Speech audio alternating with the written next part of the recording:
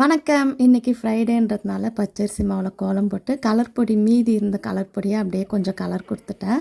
இங்கே வந்து ஜவ்வரிசி ஒரு 100 கிராம் கழுவிட்டு வேக விட்டுருக்கேன் ஒரு 4 கிளாஸ் தண்ணியில். அந்த ஜவ்வரிசி வெந்த பிறகு நாட்டு சர்க்கரை ஒரு 100 கிராம் அளவுக்கு சேர்த்துருக்கேன். இது ரெண்டுமே சேர்ந்து நல்லா லோ ஃப்ளேமில் வேகணும். இங்கே பால் வந்து நல்லா திக்காக தண்ணிலாம் சேர்க்காமல் காய்ச்சி வச்சுருக்கேன். இப்போ இந்த ஜவ்வரிசியும் நாட்டு சர்க்கரையும் நல்லா வெந்த பிறகு இந்த பாலையும் இதில் சேர்த்துட்டு ஏலக்காய் பொடி, அதுக்கப்புறம் நெய்யில் கொஞ்சம் முந்திரி பருப்பு ஃப்ரை பண்ணி சேர்த்துட்டோம்னா ஒரு சூப்பரான பாயாசமும் நமக்கு ரெடி ஆகிடும். ஹெல்த்தியாகவும் இருக்கும், ஒயிட் சுகர்லாம் சேர்க்காம. இதை நம்ம அப்படியே சாப்பிடவும் நல்லாயிருக்கும்.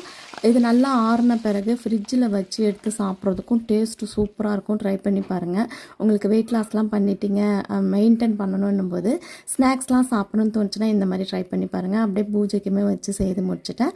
சேனலையும் சப்ஸ்கிரைப் பண்ணிடுங்க. நாளைக்கு பார்க்கலாம்.